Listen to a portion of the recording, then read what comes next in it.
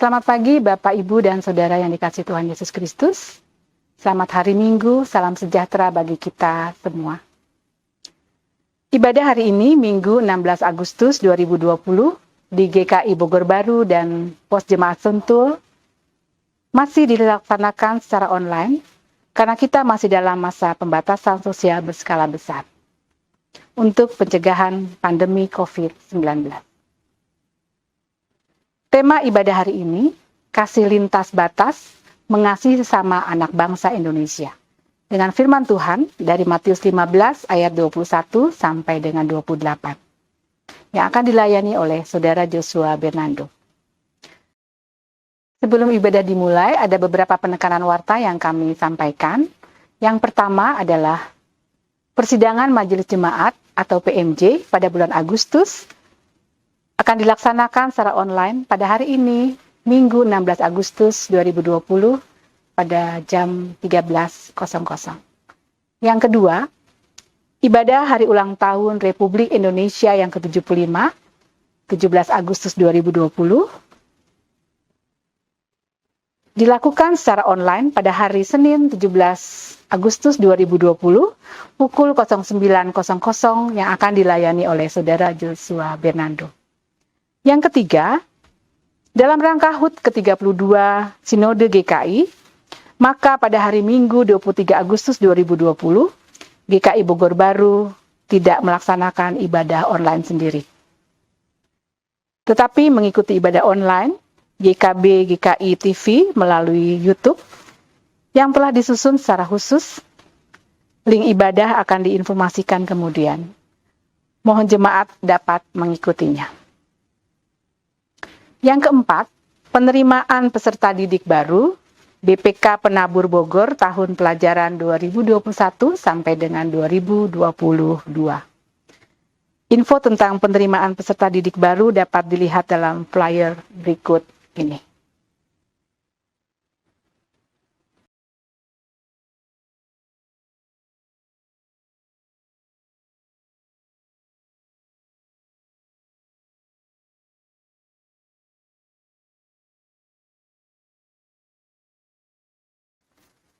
Demikian penekanan warta hari ini 16 Agustus 2020. Informasi selengkapnya dapat dibaca dalam warta jemaat elektronik. Terima kasih atas perhatian dan kerjasamanya. Sebelum ibadah dimulai, jemaat dipersilahkan untuk mempersiapkan diri dalam saat teduh sejenak.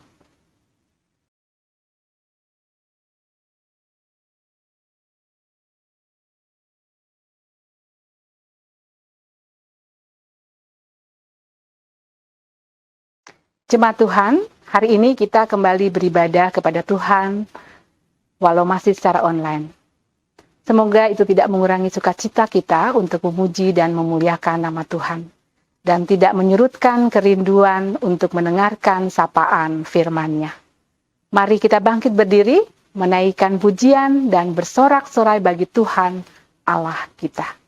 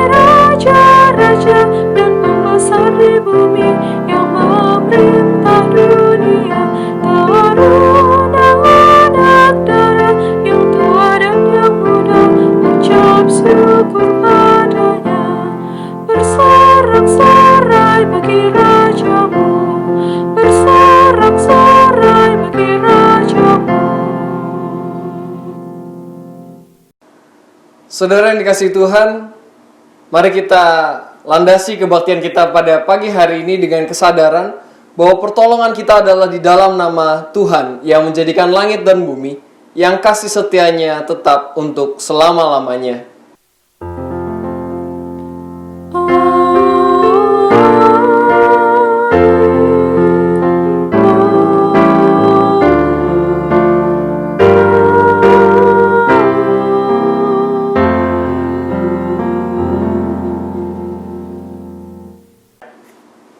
Damai Tuhan beserta saudara sekalian.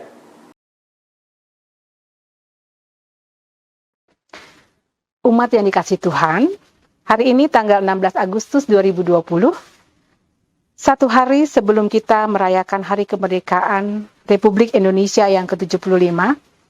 Untuk itu, pada hari ini kita diajak untuk merenungkan tema yang lekat dengan kepribadian bangsa Indonesia, yaitu tentang keberagaman melalui tema kasih lintas batas mengasihi sesama anak bangsa Indonesia.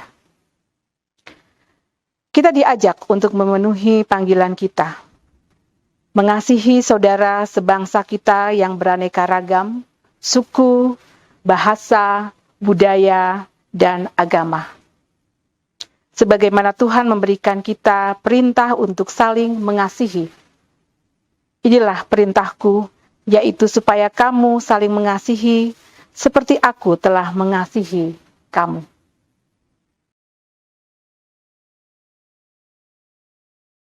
Umat yang dikasihi Tuhan, sebagai anak-anak Tuhan, kita dipanggil untuk menyatakan kasih kepada sebanyak mungkin orang, termasuk saudara kita sebangsa dan setanah air. Tapi seringkali kita belum dapat melakukan secara maksimal.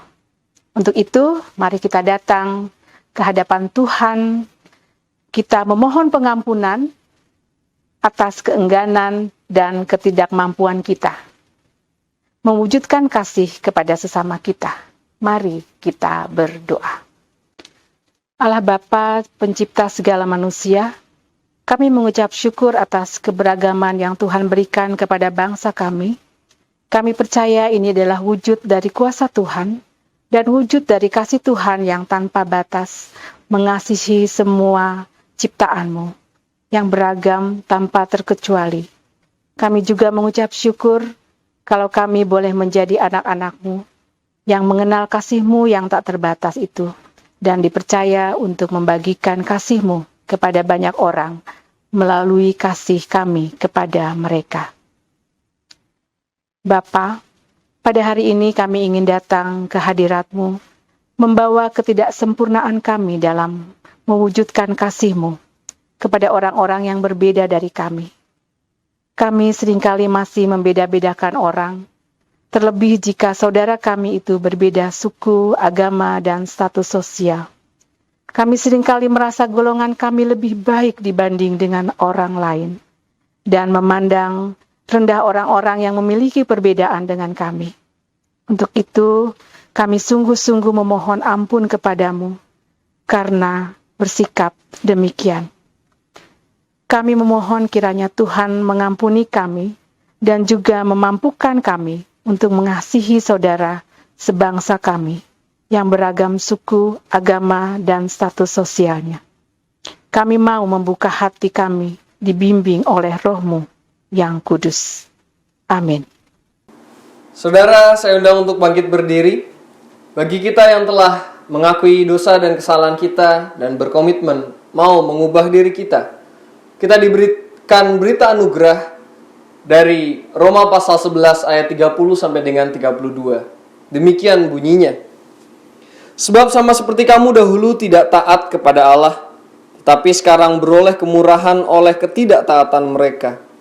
Demikian juga mereka sekarang tidak taat, supaya oleh kemurahan yang telah kamu peroleh, mereka juga akan beroleh kemurahan. Sebab Allah telah mengurung semua orang dalam ketidaktaatan, supaya Ia dapat menunjukkan kemurahan-Nya atas mereka semua. Di dalam Kristus kita telah diampuni.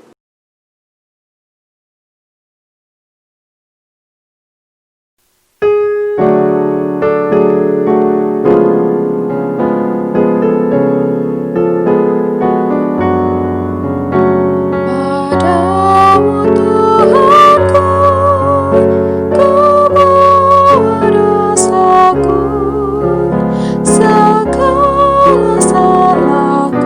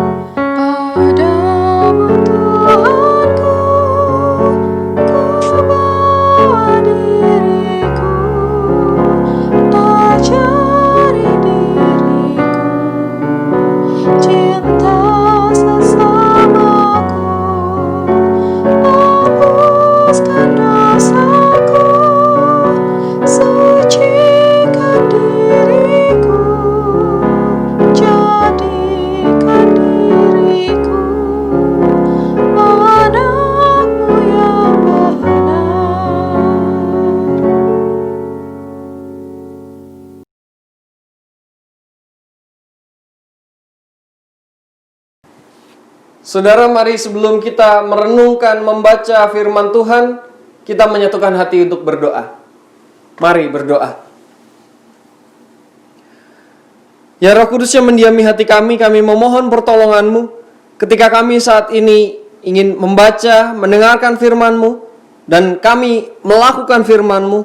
Kiranya Engkau sendiri yang menuntun kami, menuntun langkah, semangat kami, agar kami boleh terus berkobar-kobar, bersemangat mendengarkan firman-Mu, melakukan firman-Mu. Ini kami anak-anak-Mu yang siap untuk mendengarkan, berfirmanlah ya Tuhan. Di dalam nama Tuhan kami berdoa. Amin. Bapak Ibu Saudara sekalian, mari kita dengan bangkit berdiri.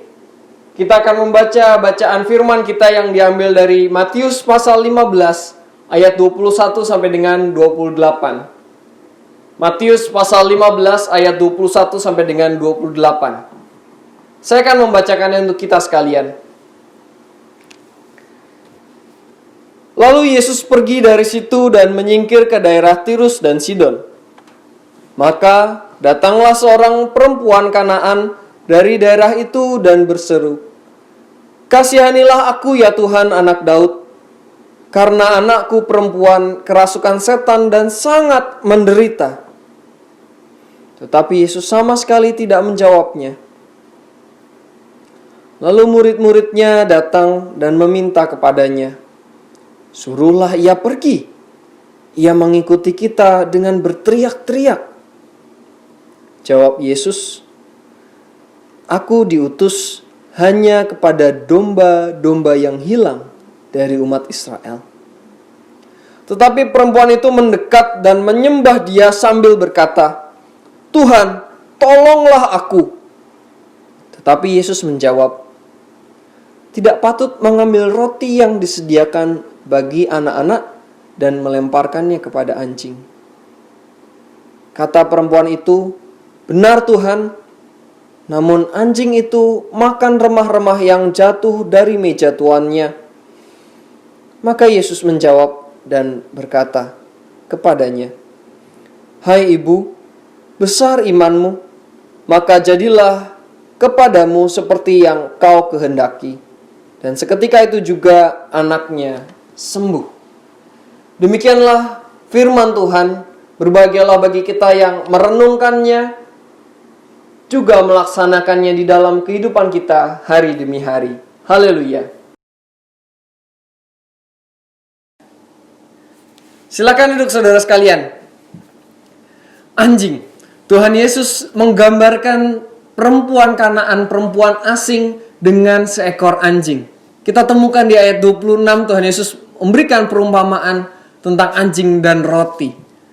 Saudara sekalian, saya membayangkan kalau peristiwa ini terjadi di hari ini, maka ini akan cepat viral, akan cepat banyak komentar-komentar negatif yang terjadi. Mengatakan mungkin Tuhan Yesus rasis, Tuhan Yesus menggunakan kekerasan dan lain sebagainya. Karena hal-hal ini yang menjadi isu-isu sensitif saat ini, sekarang ini. Saudara, melalui bacaan kita hari ini, kita diajak untuk menghayati, kita diajak untuk merenungkan tema mengasihi lintas batas. Menarik kalau kita mau belajar mengasihi lintas batas dari teks ini. Saudara sekalian, teks ini, narasi ini kita bisa cermati bersama. Ketika kita membaca, kita dapat gambaran yang utuh. Coba dari lokasi kita bisa menemukan di mana lokasi perjumpaan perempuan dan Tuhan Yesus. Ya, di ayat 21 kita bisa menemukan lokasinya ada di daerah Tirus dan Sidon. Ketika Tuhan Yesus menyingkir dari kerumunan, ia ke arah Tirus dan Sidon. Di sana ia berjumpa dengan seorang perempuan Kanaan. Kita juga bisa melihat karakter-karakter yang ada di situ. Tokoh-tokoh yang ada. Siapa saja saudara? Kita bisa menemukan 3. Ada murid-murid, ada perempuan dan juga perempuan Kanaan dan juga Tuhan Yesus sendiri sebagai tokoh utama. Apa twistnya? Apa permasalahan yang terjadi? Kita juga bisa dengan mudah menemukan di sana ada perempuan Kanaan yang memohon pertolongan kepada Tuhan Yesus karena ia bergumul, ia sedang sedih, ia memiliki putri, anak perempuan yang sedang kerasukan setan. Di sini juga identitas sang perempuan dijelaskan dengan jelas oleh Matius, bagaimana Matius memberikan penjelasan perempuan ini bukan sekedar perempuan asing biasa, tapi ia adalah perempuan Kanaan, spesifik perempuan Kanaan. Di sini Matius ingin menggambarkan adanya gap sosial yang begitu jauh, adanya tembok yang begitu tinggi, tembok sosial yang begitu tinggi antara Tuhan Yesus dan juga sang perempuan. Sang perempuan asing ini bahkan punya double minoritas ganda. Yang pertama, ia adalah seorang perempuan. Ya, kita tahu dalam masa Tuhan Yesus, seorang perempuan dianggap warga kelas 2 dan juga ia adalah seorang asing, ia seorang Kanaan. Di mana di mata orang-orang Yahudi saat itu, orang asing, orang Kanaan adalah diumpamakan sebagai seekor anjing yang najis. Ini mau menggambarkan keterpisahan bangsa Israel, orang-orang Yahudi dan juga orang-orang non-Yahudi, orang-orang asing lainnya. Saudara sekalian, kita bisa melihat kisah ini, narasi ini dengan begitu lengkap, begitu jelas. Nah, saya ingin mengajak kita sekalian untuk bagaimana kita menghayati dan belajar mengasihi lintas batas. Saya ingin mengajak kita melihat melalui penokohan yang ada. Tadi ada 3, saya ingin memulai dengan para murid-murid. Bagaimana murid-murid merespon perempuan Kanaan yang hadir memohon pada Tuhan Yesus. Saudara, kita bisa menemukan hanya 1 kali para murid muncul di ayat 23. Saya akan membacakannya. Bagaimana respon mereka? Lalu murid-muridnya datang dan meminta kepadanya, "Suruhlah ia pergi, ia mengikuti kita," dengan berteriak-teriak. Saudara sekalian, dapatkah kita menemukan rasa empati di sini? Dapatkah kita menemukan kepedulian para murid terhadap pergumulan perempuan ini? Permasalahan yang dihadapi sang ibu ini? Tidak. Kita tidak dapat melihat para murid peduli terhadap sang perempuan.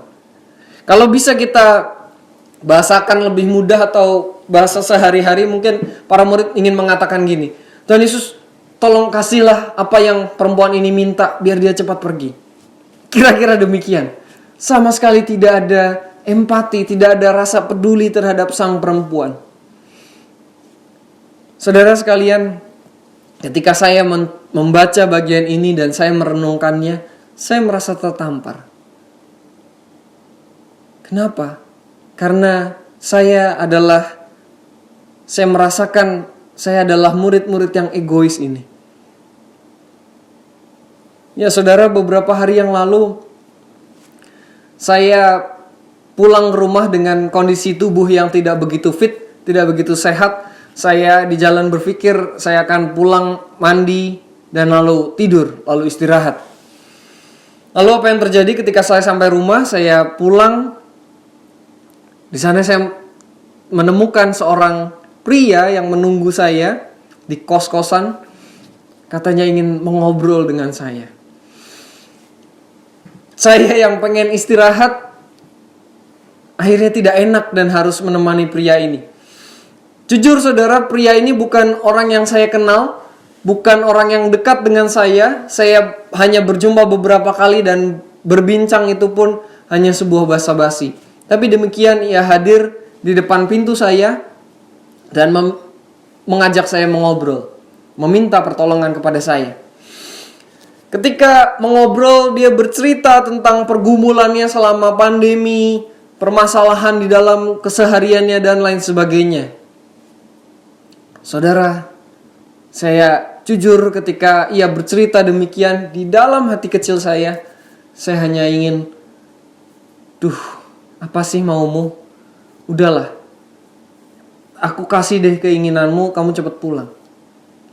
Ada keinginan seperti itu. Ada keinginan untuk segera mengusir orang ini, dan saya tidak mendengarkan dengan baik apa yang menjadi pergumulannya. Saudara sekalian, pertanyaannya, apakah saya menyelesaikan masalahnya? Apakah saya kemudian membantu dia? Seperti para murid saudara, tidak. Apakah para perempuan ini sembuh dengan respon para murid yang demikian? Maaf, apakah anak perempuan ini sembuh dengan respon murid-murid yang demikian? Tidak. Respon ini tidak mengubahkan apapun. Perempuan ini tetap membutuhkan pertolongan. Saudara sekalian, ini adalah gambaran yang saya rasa ini adalah gambaran dari pengalaman kita sehari-hari. Dimana ketika ada orang lain, ketika ada orang yang membutuhkan kasih kita, kita tidak menanggapinya dengan kasih, tapi dengan ego. Kita tidak meresponnya dengan kasih, tapi dengan ego kita. Kita seolah-olah membantu, seolah-olah menolong, tapi tidak. Seolah-olah itu adalah bantuan, tetapi itu kita hanya menunjukkan ego kita. Kita tidak mau mendengarkan, kita tidak mau mengerti apa yang sebetulnya terjadi. Para murid tidak mau peduli dengan apa yang terjadi dengan sang perempuan ini. Saudara sekalian, ini menurut saya cerminan kehidupan kita, pengalaman kehidupan kita. Ketika seseorang mencari kasih melalui kita, tapi kita menolaknya. Yang ada ego dan bukan kasih. Saudara sekalian, lewat para murid, lewat reaksi mereka, lewat respon mereka terhadap sang perempuan, kita dapat belajar. Apa yang dapat kita pelajari? Ketika kita belajar untuk mengasihi lintas batas, melintasi batas-batas yang ada. Batas pertama apa yang kita hadapi? Batas pertama adalah ego kita sendiri. Saudara, sebelum kita mau melintasi batas yang lain, kita perlu mengatasi ego kita. Kalau kita mengasihi, kita mau mengasihi, kita tidak bisa mengatakan aku loh, aku, dan aku. Ketika kita mengasihi, kita mau belajar mengasihi, kita melihat yang lain. Kita mau memahami orang lain. Ini pelajaran pertama yang kita temukan. Melalui respon para murid kita belajar untuk mengasihi lintas batas. Yang pertama kali kita harus hancurkan, kita atasi adalah ego kita sendiri. Itu yang pertama, saudara sekalian. Dari para murid kita belajar. Lalu bagaimana dengan tokoh yang kedua? Perempuan Kanaan. Mari kita fokus kepada tokoh perempuan Kanaan. Di situ bagaimana respon perempuan Kanaan terhadap Tuhan Yesus? Bagaimana perempuan Kanaan mengidentifikasi Tuhan Yesus? Mengenali Tuhan Yesus. Kita dapat temukan di ayat 25, 22, 25, dan 27. Saudara sekalian, di situ kita bisa membaca perempuan itu memanggil Tuhan Yesus dengan sebutan Tuhan. Sebutan Tuan, kurios. Apa maksudnya? Ini adalah bentuk rasa hormat. Rasa hormat sang perempuan terhadap pribadi yang dihadapinya. Tuhan Yesus. Ia menghormati Tuhan Yesus. Tapi tidak berhenti sampai di situ. Saudara sekalian, mari kita cermati di ayat 22. Apa yang ia katakan di situ? Di situ dia katakan, kasihanilah aku ya Tuhan, anak Daud, karena anakku perempuan kerasukan setan dan sangat menderita. Saudara sekalian, perempuan ini memanggil Tuhan Yesus dengan sebutan anak Daud. Ya itu kan biasa. Bagi kita bisa melihat ini tidak demikian. Karena apa? Karena perempuan ini adalah perempuan Kanaan. Ia adalah perempuan asing. Ia tidak memahami, ia tidak mengenal konsep Mesias. Anak Daud adalah konsep Mesias yang Tuhan Yesus miliki.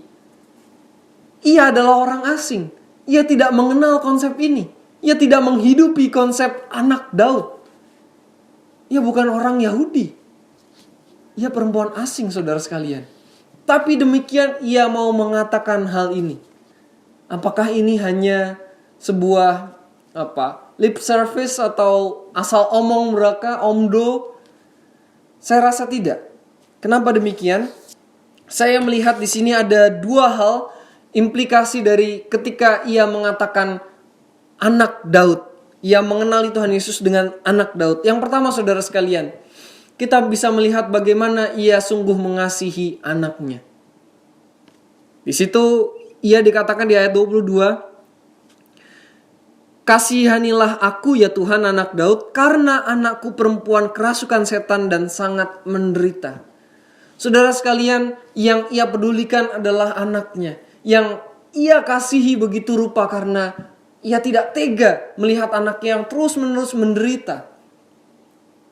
Ia tidak tega anaknya terus-menerus dikuasai oleh iblis, oleh setan. Oleh sebab itu ia memohon pertolongan kepada Tuhan Yesus. Ia melihat Tuhan Yesus sebagai anak Daud karena mungkin ia sudah meminta pertolongan di lingkup orang-orang Kanaan misalnya, sekitarnya, tapi tidak ada yang bisa, tidak ada yang mampu menyembuhkan anaknya. Ia berharap kepada anak Daud ini untuk bisa menyembuhkan anaknya. Karena ia sungguh-sungguh mengasihi anaknya. Yang kedua, saudara sekalian, yang terkait dengan itu, ia betul-betul beriman kepada Tuhan Yesus. Ia betul-betul menaruh seluruh pengharapannya kepada Tuhan Yesus.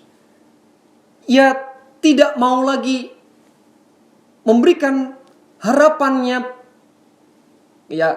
sebetulnya juga kehidupan anaknya ke dalam tangan orang lain, tapi ia mencoba berharap kepada hanya Tuhan Yesus. Inilah iman yang ia tunjukkan. Melalui perkataannya, pengakuannya, Yesus sebagai anak Daud, ia mau menunjukkan imannya, saudara sekalian. Kita tidak hanya, kalau bicara tentang iman, kita tidak hanya berhenti sampai di situ, saudara. Kita bisa lihat bagaimana imannya ketika ia begitu gigih, ia begitu, dengan tekun, dengan semangat, ia memohon di hadapan Tuhan. Kenapa saya katakan gigih, saudara? Kita bisa lihat berapa kali di dalam narasi kita, di dalam bacaan kita, perempuan ini ditolak sebetulnya. Saya menemukan paling tidak 3 kali perempuan ini ditolak. Pertama ketika para murid ingin mengusir. Yang kedua ketika Tuhan Yesus mengatakan di ayat 24 bahwa dirinya hanya diutus kepada domba-domba yang hilang dari Israel. Dan yang ketiga ketika Tuhan Yesus menggambarkan dirinya sebagai seekor anjing. Mengumpamakan roti dan anjing. Saudara sekalian, kegigihan ini lahir karena ia sungguh mengasihi dan karena ia beriman kepada Tuhan. Kepada Tuhan Yesus saja ia menaruh pengharapannya. Dan bagi saya, puncaknya adalah respon perempuan ini di ayat 27. Ketika ia merespon perumpamaan yang Tuhan berikan kepadanya, ia merespon demikian. Kata perempuan itu, "Benar Tuhan, namun anjing itu makan remah-remah yang jatuh dari meja tuannya." Saudara, apa yang saudara lihat di sini? Apa yang kita temukan dalam kalimat ini? Ya, kita menemukan kerendahan hati sang perempuan. Ia begitu rendah hati, ia mau menerima posisinya, ia sadar posisinya bukanlah anak. Kalau kita memahami roti itu adalah berkat dan anak itu adalah orang-orang terpilih, bangsa terpilih, orang Israel, maka ia sadar tempatnya, ia bukanlah anak. Ia menerima roti bukan sepotong roti tapi hanya remah-remah. Tapi ia mau mensyukuri itu semua. Ia mau mensyukuri bahwa oke, saya adalah anjing. Tapi demikian saya tetap dapat remah-remah. Sekalipun berkat yang kecil. Tapi saya tetap mendapatkannya dari Tuanku. Saudara sekalian, ia tetap bersyukur. Walaupun rendah posisinya, tapi dia tetap dalam bagian dari rumah tersebut. Ia bagian dari keluarga tersebut. Ia bagian dari rumah tuannya itu. Sekalipun ia adalah anjing, sekalipun ia adalah yang terhina sekalipun, ia tetap bagian dari rumah itu dan ia tetap menerima berkat. Walaupun baginya ya sedikit, remah-remah itu kecil sekali, tapi ia tetap bersyukur di situ. Saudara sekalian, apa yang bisa kita pelajari dari perempuan ini? Yang pertama, saudara, kita diajak untuk punya kegigihan yang sama dengan perempuan ini. Ketika kita memperjuangkan kasih, ketika kita mau mengasihi, kita perlu gigih. Kenapa? Karena saat ini kita tahu, dunia begitu penuh dengan keakuan, ego, segala sesuatu yang dihitung dengan diri, dan harga diri, prestis, dan lain sebagainya. Kita diajak untuk tetap gigih memperjuangkan kasih. Seperti sang perempuan yang gigih memperjuangkan kesembuhan anak perempuannya. Yang kedua, saudara, kita perlu rendah hati. Seperti sang perempuan menanggapi Tuhan Yesus tadi, kita perlu rendah hati.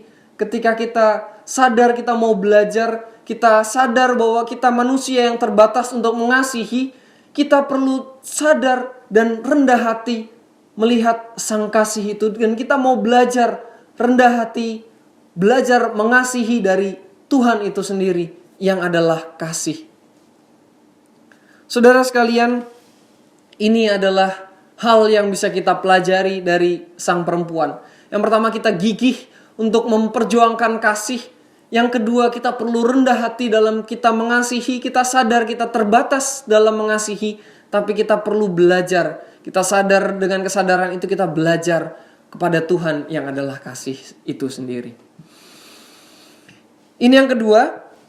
Mari kita belajar yang ketiga dari tokoh utama, dari Tuhan Yesus. Saudara, mari kita lihat apa yang Tuhan Yesus lakukan di situ. Apa yang Tuhan Yesus lakukan di dalam bacaan kita. Ya, kita bisa menemukan di ayat 23. Ini adalah respon Tuhan Yesus yang pertama. Responnya adalah diam. Lalu kita temukan lagi di ayat 24, saudara sekalian. Responnya terhadap perempuan. Bagaimana ia merespon perempuan ini? Ia mengatakan, aku diutus hanya kepada domba-domba yang hilang dari umat Israel. Lalu kembali, ini adalah klimaksnya ketika ia memberikan perumpamaan. Tapi Yesus menjawab, tidak patut mengambil roti yang disediakan bagi anak-anak dan melemparkannya kepada anjing. Ini adalah klimaksnya. Saudara sekalian, kalau kita membaca 3 respon ini, apa yang kita rasakan? Mungkin dengan cepat kita bisa bilang, kok Tuhan begini amat ya? Kok Tuhan kasar sekali? Atau kok Tuhan pilih-pilih? Saudara sekalian, saya ingin mengajak kita memahami bagian ini demikian. Saya ingin mengajak kita melihat satu persatu respon yang Tuhan berikan. Yang pertama tadi, Tuhan Yesus diam. Tuhan Yesus tidak menjawab, tidak menanggapi sang perempuan. Tidak hanya perempuan sebetulnya, ia juga diam terhadap para murid. Apa maksudnya? Saudara sekalian, saya ingin mengajak kita untuk melihat respon ini adalah bentuk kesempatan Tuhan untuk melihat bagaimana para murid merespon perempuan yang hadir, perempuan asing yang hadir, Dan yang kedua juga ia mau melihat iman dan respon sang perempuan. Kita bisa lihat saudara ketika di ayat 23 ia diam, lalu kemudian ia baru menjawab, ia baru merespon di ayat 24 ketika murid-muridnya meminta perempuan ini pergi. Juga di ayat yang ke-26, ia baru merespon sang perempuan setelah ia melihat bagaimana perempuan ini memohon dengan sungguh-sungguh kepada Tuhan Yesus. Saudara sekalian, kita bisa memahami Tuhan Yesus diam bukan berarti apa-apa. Kediaman Tuhan Yesus, diamnya Tuhan Yesus yang dicatat oleh penulis Matius ingin menggambarkan bahwa ia sedang melihat apa respon dan reaksi para murid dan juga sang perempuan. Ini yang pertama Bapak Ibu sekalian. Tuhan Yesus sedang melihat, memperhatikan respon. Yang kedua, apa maksudnya ketika Tuhan Yesus mengatakan bahwa aku diutus hanya kepada domba-domba yang hilang dari umat Israel di ayat 24. Apakah di sini Tuhan Yesus ingin bilang bahwa kasih itu terbatas hanya kepada kelompok tertentu, hanya kepada orang-orang tertentu? Saya rasa tidak demikian.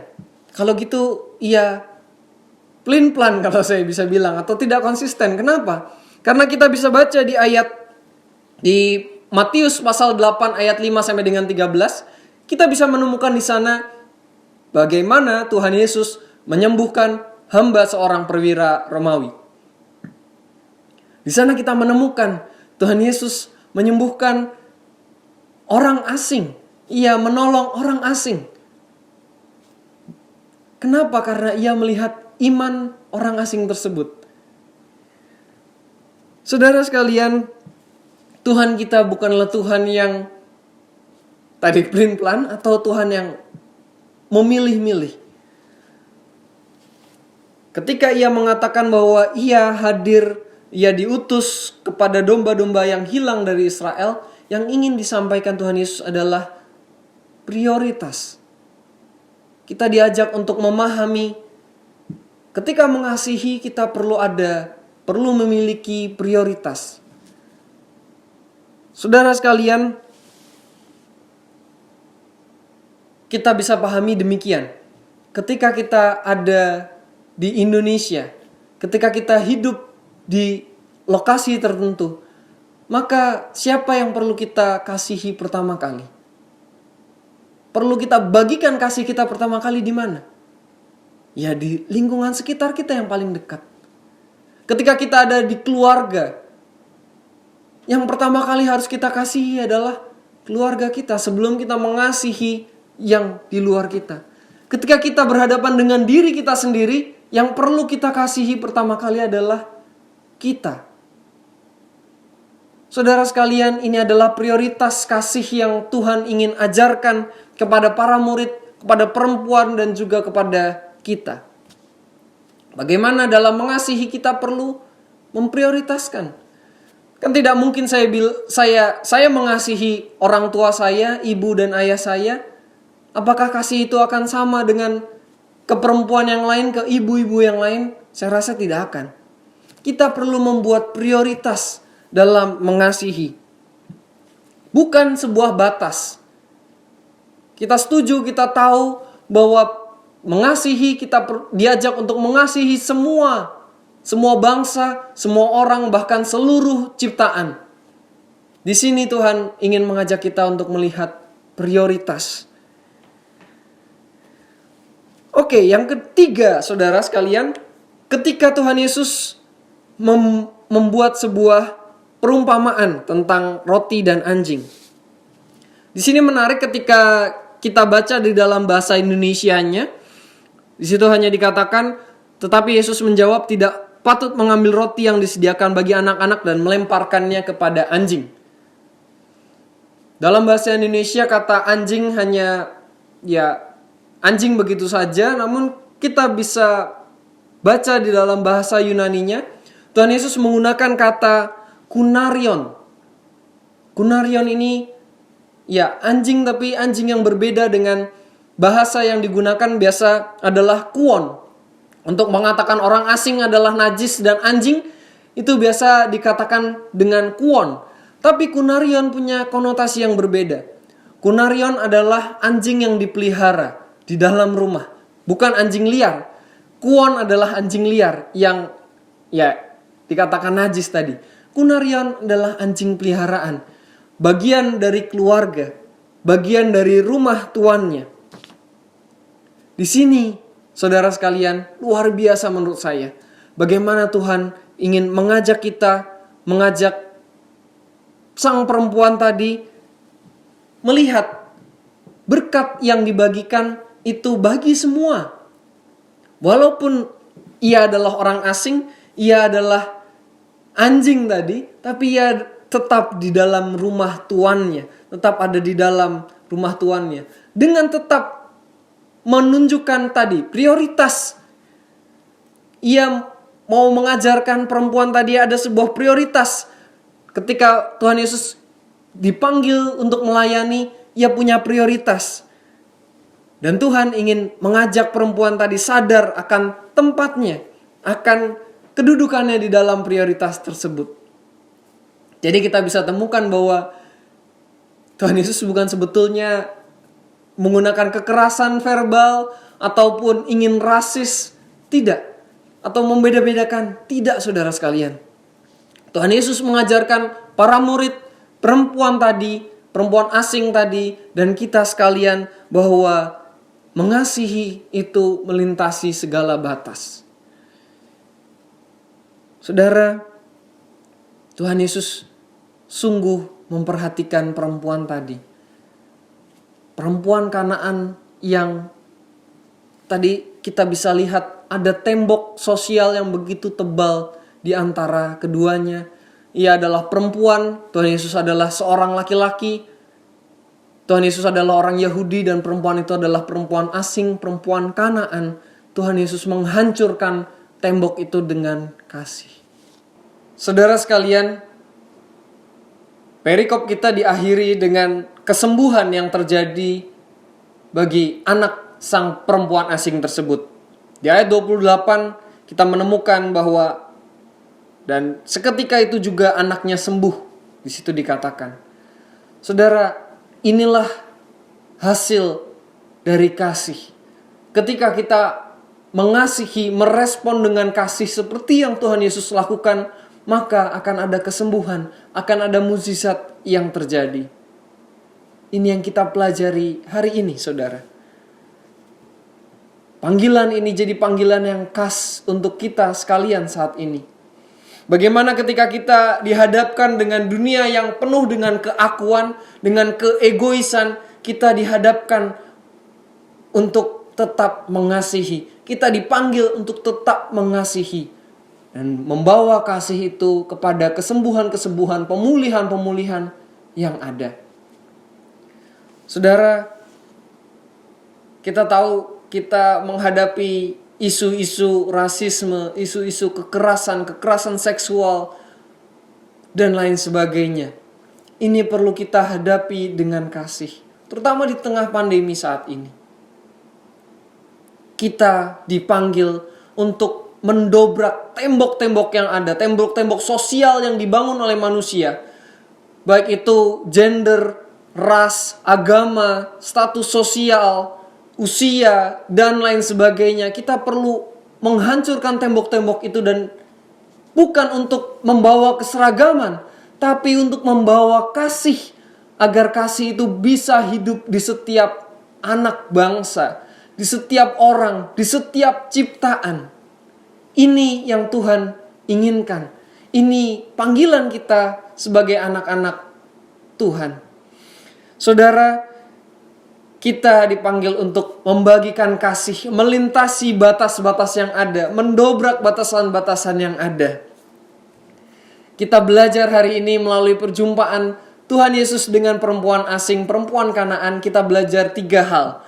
Melalui tadi kita belajar yang pertama, saudara, tembok pertama yang kita harus atasi, yang perlu kita hancurkan adalah ego kita. Kita berhadapan bukan dengan gender, dengan ras, agama, dan lain sebagainya. Yang pertama kali kita hadapi adalah tembok ego kita untuk mengasihi.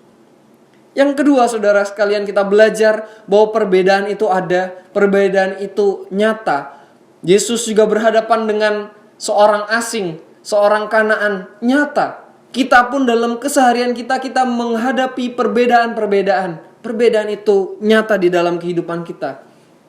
Tapi itu bukan jadi tembok yang menghalangi kasih kita, menghalangi kita membagikan kasih. Walaupun demikian, kita diingatkan untuk tetap punya prioritas dalam mengasihi. Jadi prioritas yang ada bukan tembok-tembok. Yang ketiga, saudara sekalian, kita belajar untuk mengasihi dengan gigih. Kita memperjuangkan kasih dengan gigih. Karena kita tahu kasih itu menyembuhkan, kasih itu memulihkan. Dan juga kita diajarkan untuk belajar kasih dengan rendah hati. Kenapa? Karena kita sadar, kita tahu kita sebagai manusia, kita terbatas untuk mengasihi. Dan siapa yang mempunyai kasih yang besar dan sempurna? Ya, kita tahu Allah sendiri. Dan kita perlu rendah hati, memohon, meminta pertolongan, dan belajar dari Allah yang adalah kasih. Inilah panggilan kita, saudara sekalian, sebagai anak-anak Indonesia, sebagai anak bangsa. Kita sebagai yang hidup di Indonesia, kita mempunyai prioritas. Prioritas kita adalah Indonesia, menyebarkan kasih di bangsa Indonesia, di bumi kita, Indonesia. Saudara, mari kita menyebarkan, menaburkan kasih kita. Tuhan yang melengkapi dan memampukan kita sekalian. Amin.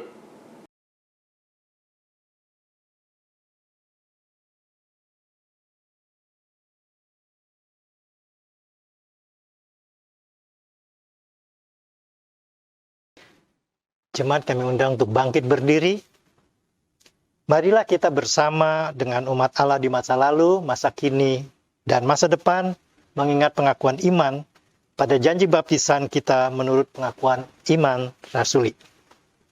Aku percaya kepada Allah, Bapa yang Maha Kuasa, Khalik langit dan bumi, dan kepada Yesus Kristus, anaknya yang tunggal, Tuhan kita, yang dikandung daripada Roh Kudus, lahir dari anak darah Maria, yang menderita sengsara, di bawah pemerintahan Pontius Pilatus, disalibkan, mati, dan dikuburkan, turun ke dalam kerajaan maut. Pada hari ketiga, bangkit pula dari antara orang mati, naik ke sorga, duduk di sebelah kanan Allah, Bapa yang Maha Kuasa. Dan dari sana ia akan datang untuk menghakimi orang yang hidup dan yang mati. Aku percaya kepada Roh Kudus, gereja yang kudus dan am, persekutuan orang kudus, pengampunan dosa, kebangkitan orang mati, dan hidup yang kekal. Amin. Silahkan duduk.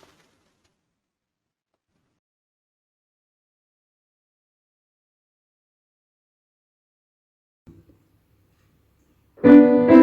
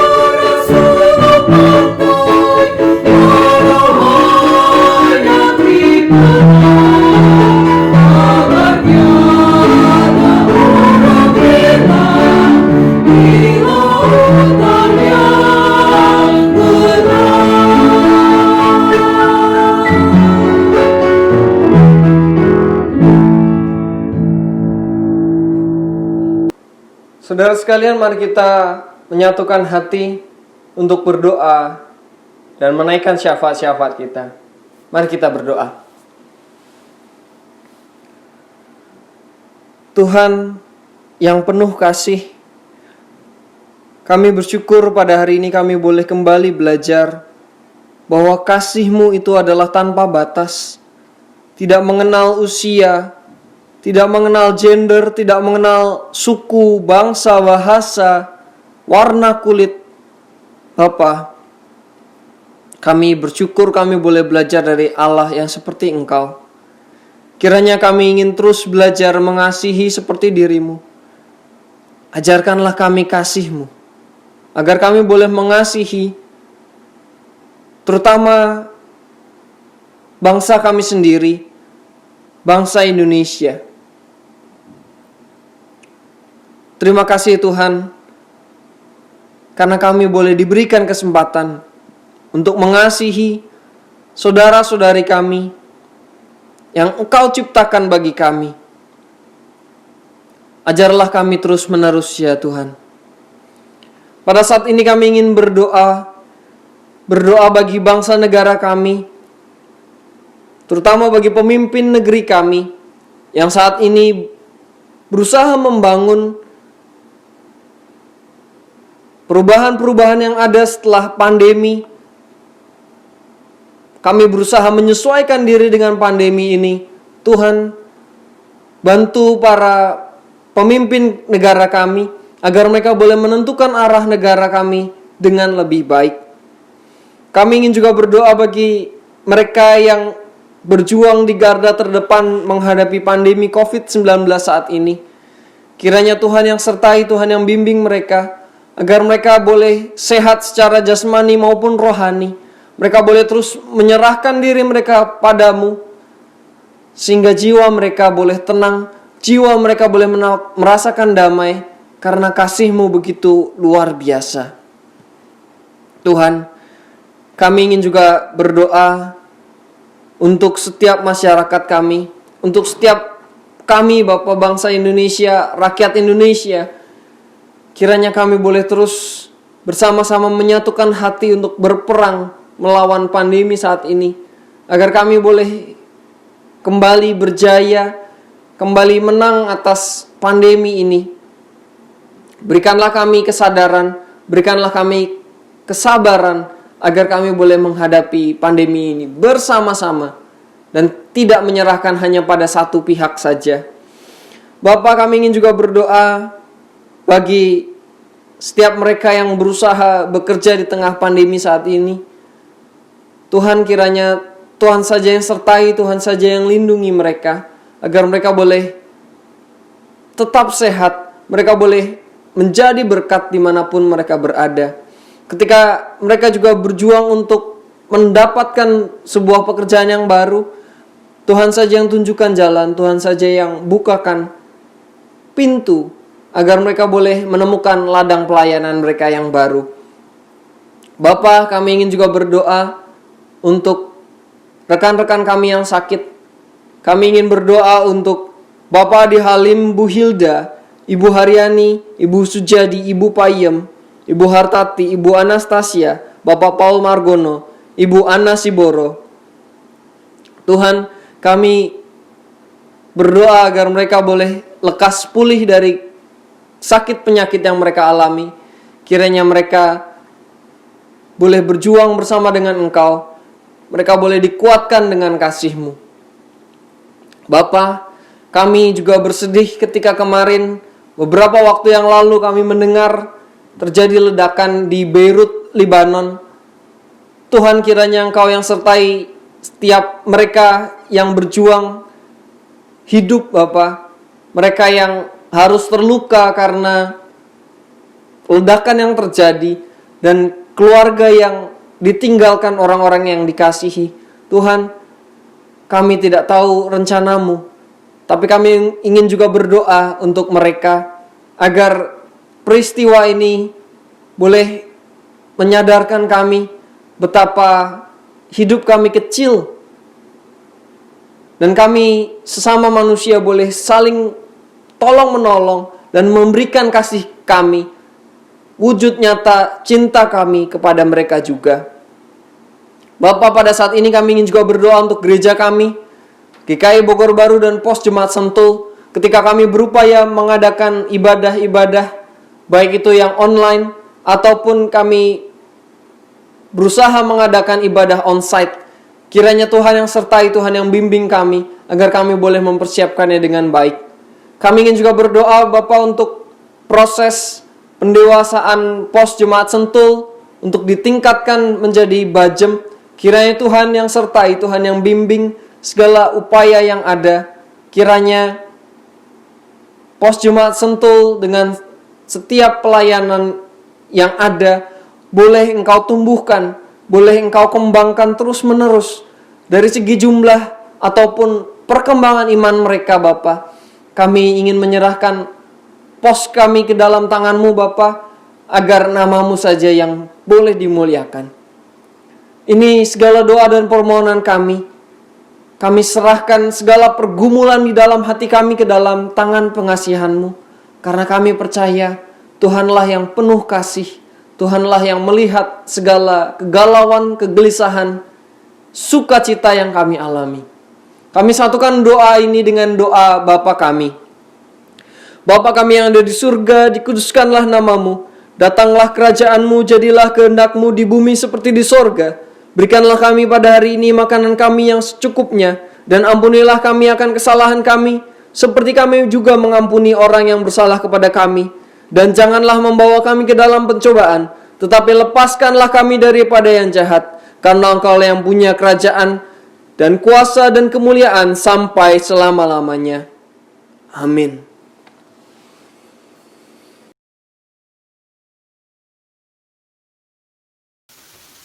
Marilah kita mengungkapkan rasa syukur kita dalam bentuk persembahan dengan mengingat firman Tuhan dalam Mazmur 54 ayat 8. Dengan rela hati aku akan mempersembahkan korban kepadamu, bersyukur sebab nama-Mu baik, ya Tuhan.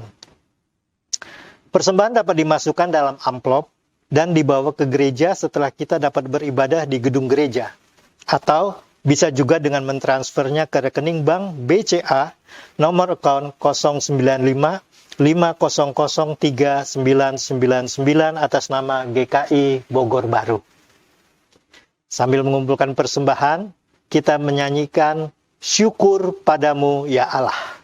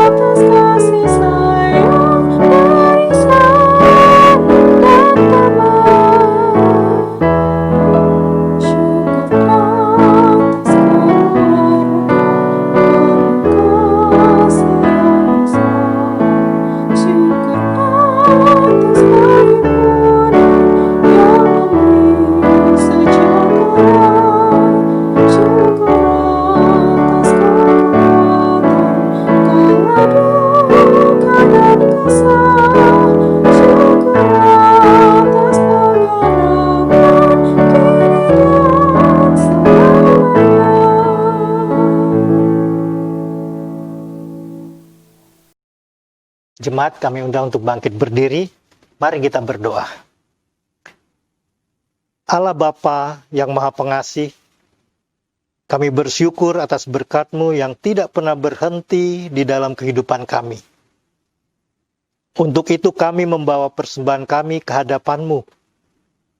Ini sungguh tiada sebanding dengan apa yang telah kami terima daripada-Mu, ya Allah.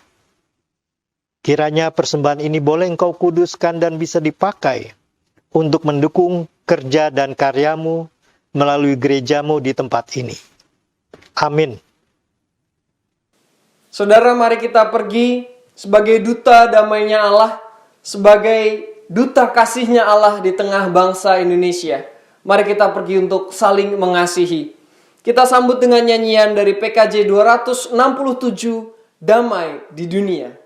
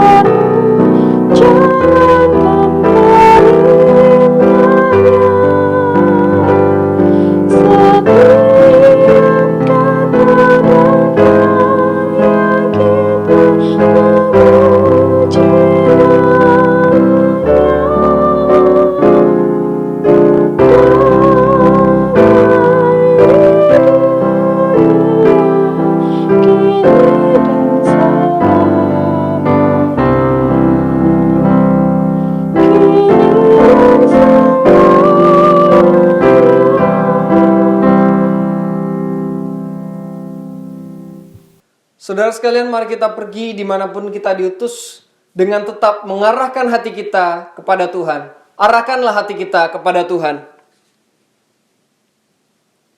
Jadilah saksi-saksi Kristus. Terpujilah Tuhan. Mari kita pergi dengan menerima berkat kasih dari Tuhan. Tuhan memberkati kita dengan kasih dan melindungi kita dengan kasih-Nya. Tuhan menyinari kita dengan wajah-Nya dan memberi kita kasih karunia. Tuhan menghadapkan wajah-Nya kepada kita sekalian dan memberi kita damai sejahtera. Amin.